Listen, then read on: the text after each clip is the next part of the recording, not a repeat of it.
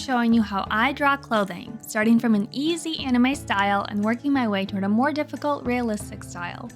I ultimately created a full 2-page spread, which I really like, and I'm very excited for you to see it at the end.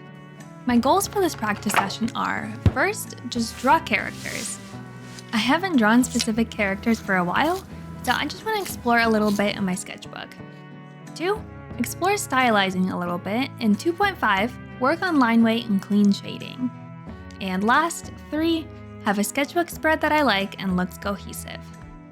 The reason why I chose Ash for the first drawing is that first and foremost, I love Pokemon, and I grew up watching the Pokemon TV show. Second, his clothing is simple, and I like this reference because it conveys movement. Even if he's standing still, it looks like he just hopped into his stance. Warming up with an easy drawing is not something I normally do, and really should do more often. It's like warming up before exercise. It gets you both mentally focused and engages your brain in using your drawing muscles, both mentally and physically. I chose my references in order of simplicity. I wanted to start with easy, simple shapes and move on to more realistic characters. I think working on clothing is really just a fancy way to study anatomy and gesture, since you need to have the right forms to put the clothing onto. If I were to be drawing characters completely from scratch, I would likely go through my gesture drawing steps and then put the clothing on top of the body. I think the biggest challenge with drawing clothing is knowing how the fabric drapes and pulls and how it behaves in certain situations. For example, if the person is running or jumping or dancing. Each fabric also has a different texture to it, so conveying a heaviness to the fabric, for example if you're using denim or leather, or maybe a lightness to the fabric such as tulle, is also very fun to figure out. Ash really started coming together once I began adding the darker shading to his hair. When working with graphite, I try to be mindful of how I portray my color combinations. For example, the red of his cap should be lighter than his hair, but darker than the front of his cap. Same for the dark green shirt and the shading on his jeans. Since I'm just practicing, I wasn't super concerned with getting the form just right. But in retrospect, I could have made his stance a little bit wider and been a little bit closer with the proportions of his legs.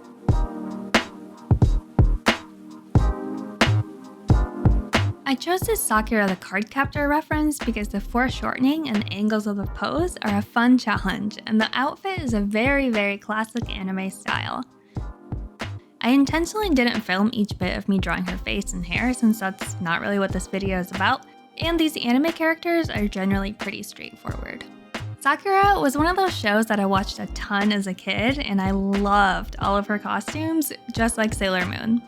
The original idea for this video was actually to draw a bunch of Sakura costumes, but I went in another direction instead, so maybe you'll see that at some point in the future. One thing you'll see in a lot of anime clothing is the usage of lines, such as these on the wrists and her collar and necktie. Since the drawings don't use a lot of different values, the lines help depict the curvature of the shapes and help the viewer figure out how the clothing is moving. This is a tip I picked up on for when I'm drawing my own characters and clothing, especially in the first drafts of sketches. A lot of the times artists will add stripes around the ankle or top of the boots, around the wrists like shown here, or around the hem of a skirt or top to help us as viewers.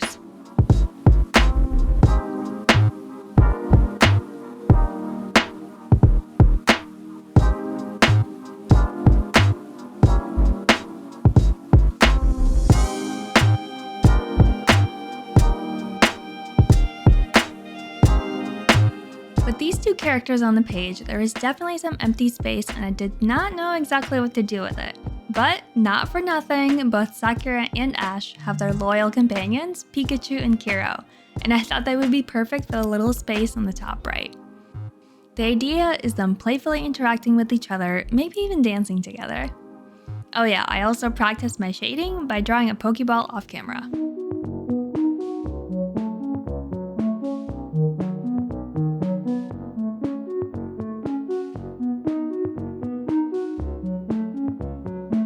To start the next page was Mel from the TV show Arcane. I wanted an intricate outfit and I wanted a character that was more realistic and 3D than Sakura and Ash. By the way, if you haven't seen Arcane, I would highly recommend you do so. It's worth watching for the art style itself. There are some really cool BTS videos of how they merge the 3D and 2D forms to create the show for what it is, And the show has a really beautiful cinematic feel, even if you're not a fan of League of Legends. Mel's accessories take center stage with her costuming. I wanted to make sure I got those details right. I really like her tulip-shaped sleeves, and even here you can see how the lines work to confirm to our eyes how her arms are positioned. I didn't want to get too crazy by shading in the metallic gold pieces, so I just left those pretty simple.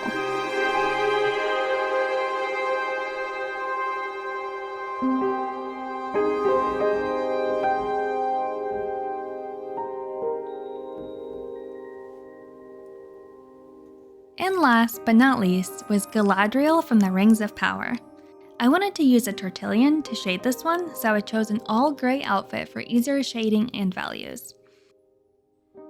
I haven't drawn too many of my own original characters, but drawing clothing is usually one of my favorite parts of the sketching process. I think clothing and style conveys a lot about the mood of the character, about the setting that they are in, historical context, and so much more. I would actually love to start my own challenge for practicing drawing clothing, and I've been toying around with the idea of doing something like Ahmed's 100 Heads challenge, but pulling together a Pinterest board of my own references with dynamic poses and a variety of mediums and drawing them.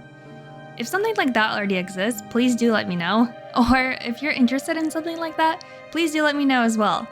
It definitely wouldn't be 100, maybe more in the 40, 50 range, whatever has the catchiest title. Definitely something I need to workshop.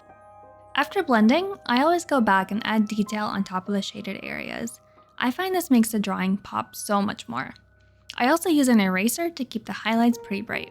I also realized at this point that I forgot her sword, which is pretty important to her character, so I tried very carefully to go back and add that in without smudging the rest of the drawing. I added the one ring in a hex crystal, again using a tortillon to shade. I'm pretty proud of my fake elvish black speech inscription on the one ring, and I think it looks pretty cool.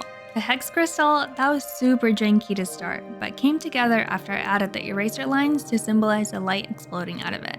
As a whole, I think drawing clothing is great practice for your forms, gestures, and even drawing original characters. Sometimes the hardest part is just picking up the pencil.